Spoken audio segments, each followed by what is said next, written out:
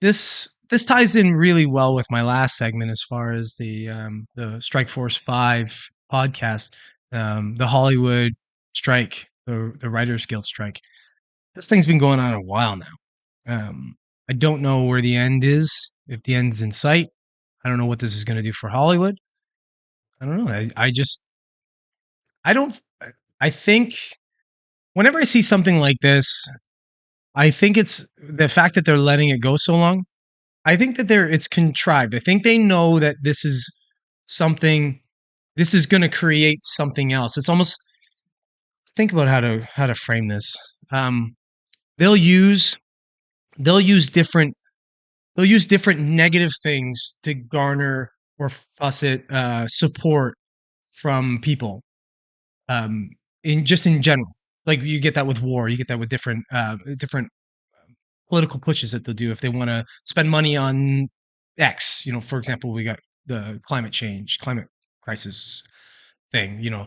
Suddenly we're spending billions of dollars on green energy. It's so when you want to do that, you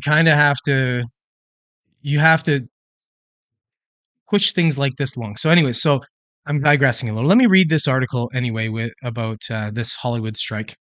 So here we go. This is from CNBC. Sorry.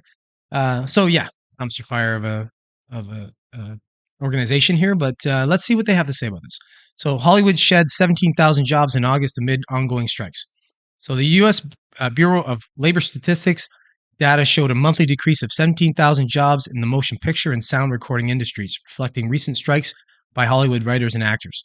The report comes as other industries spur overall job growth across the country. The monthly figure shows the effect the dual strikes, which began earlier in the summer, are having on employment as the writers and actors push for better compensation. Yeah, that's not all that they're pushing for, though.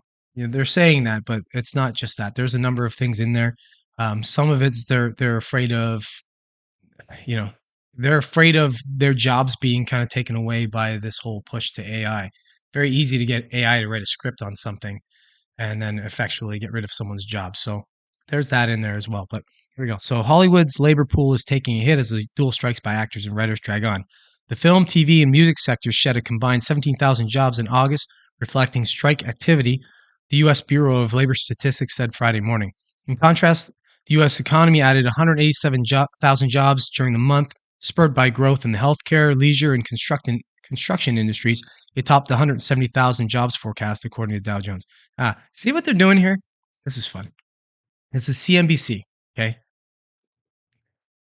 Notice how they throw these little statistics in there to say, oh, well, we've added 187,000 jobs in there, and we were only forecasting 170,000. So I guess Joe Biden must be doing an amazing job. Good job, Joe Biden. Sleepy Joe. Yeah. No, bud. The economy is still in the tanks. Gas prices, food prices, the job creation that they're talking about. I would love to see a breakdown of these jobs, of what these jobs actually are. Are these actual real good high paying jobs, or are they, these say $20 an hour jobs? It's hard for me to sort of talk about like US statistics versus Canada, because realistically, our economies are obviously different, and in Canada, our economy is sort of it's sort of a one economy that changes a little as you go out west and out east, versus the U.S., who essentially has 50 different economies, 50 different states, different amounts, like different living means, and different. You can make $15 an hour, for example, in say like Georgia. I'm sure is a lot. Like I'm sure it gets you a lot further than say New York State or LA or something. In LA, it probably pays for your tent.